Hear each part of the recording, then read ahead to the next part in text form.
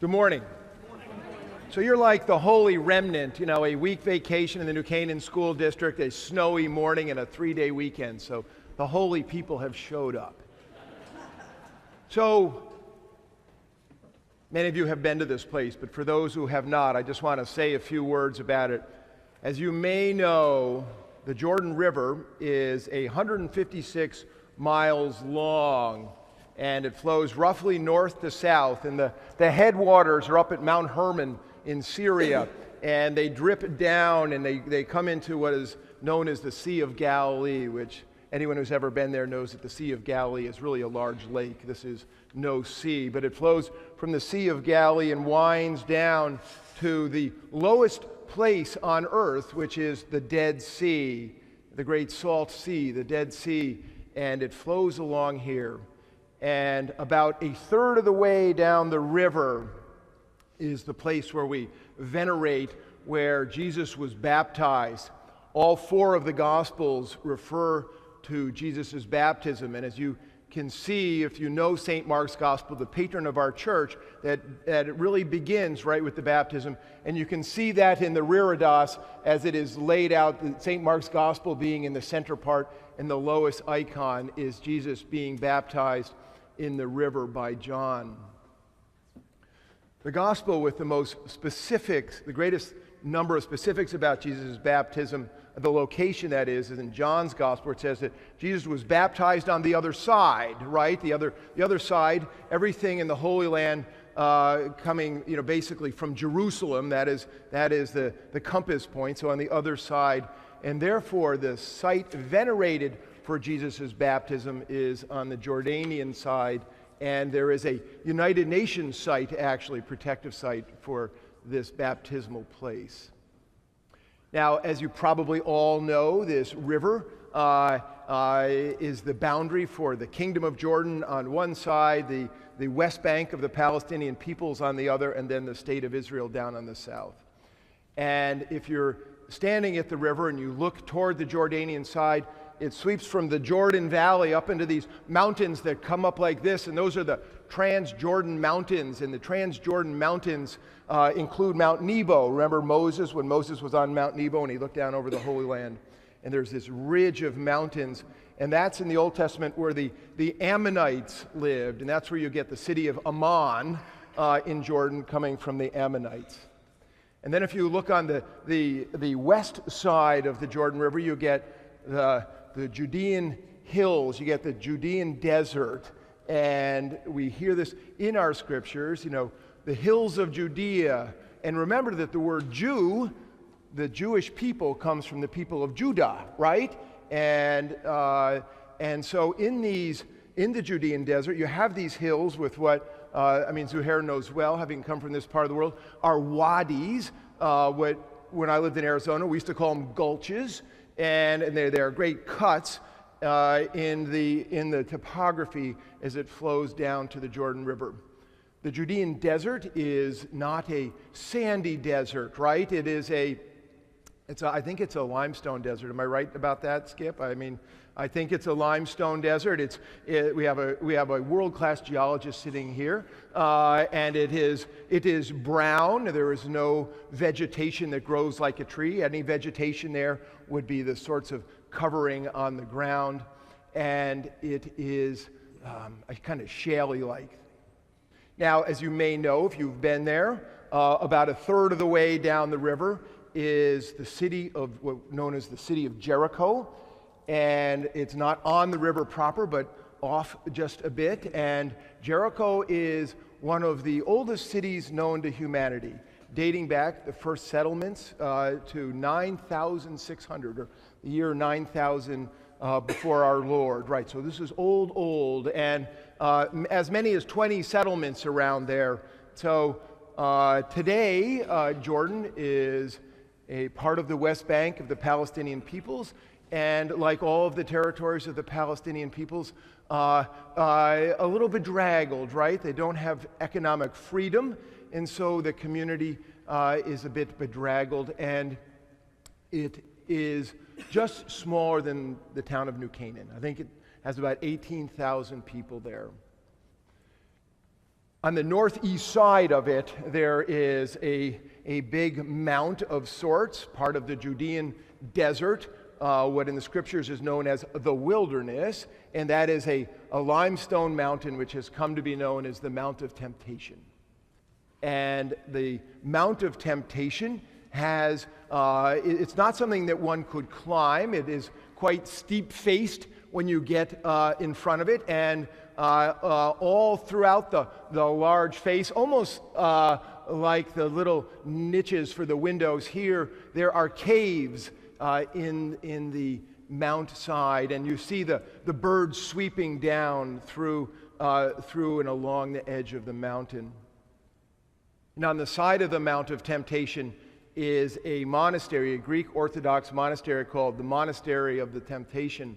And it is built on a little cliff about halfway up the mountain. And it's almost as though you can see it clinging to the mountainside. And since it's built on a little cliff, it looks as though it just holds the face of the mountain as it goes up. And you can walk up it if you're in good shape. Most people take the tram. And they take the tram up to a little cliffside spot where you can get some juice and you can buy more knickknacks than you want. And then it falls up along the face of the cliff into a path, and you enter into the monastery. The monastery is at its widest point, probably about from the edge of that pew to where I'm standing. That's at its widest point. And you walk through this narrow hall where you can see the sky above and some housings for the brothers here and the stone of the cliffside. And there's a little cut in the stone, and then you come around, and then you come into the church proper. And like all Orthodox churches, you come in, and on the left side, there's an iconostasis, right? We have a reredos. They have an iconostasis where they hang all of their icons in a very small sacristy and altar area behind that. And the priest will come forth. And if you've ever been to an Orthodox service, you know most of it happens behind the reredos, right?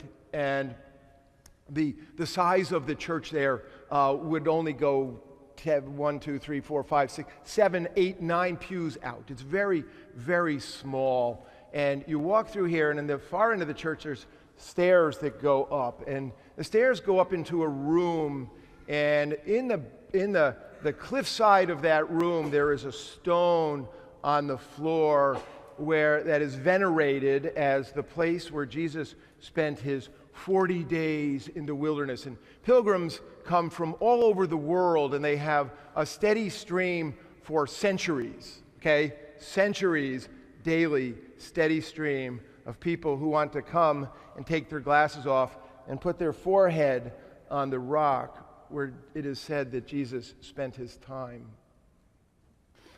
You don't have a lot of time to venerate there because the pilgrims from Germany are pushing you out of the way.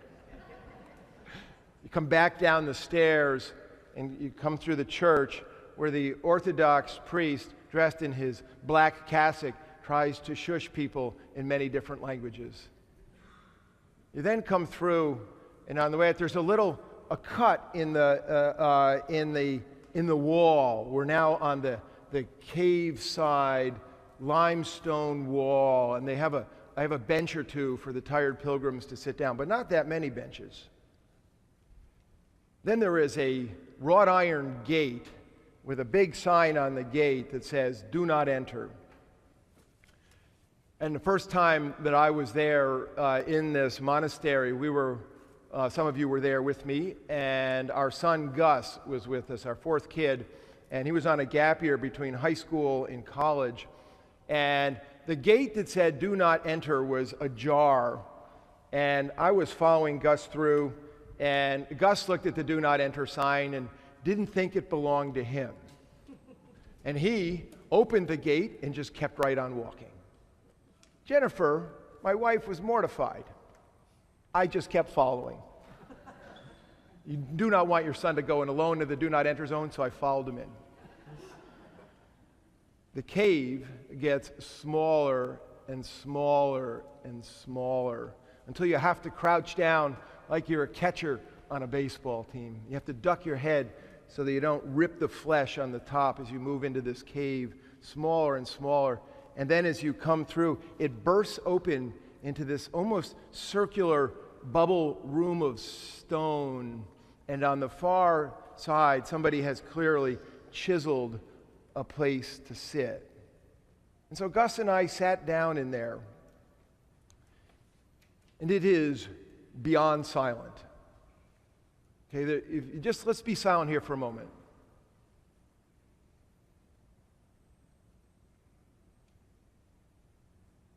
You hear all that noise? In the side of the mountain, on the Mount of Temptation, there is no noise, not a sound.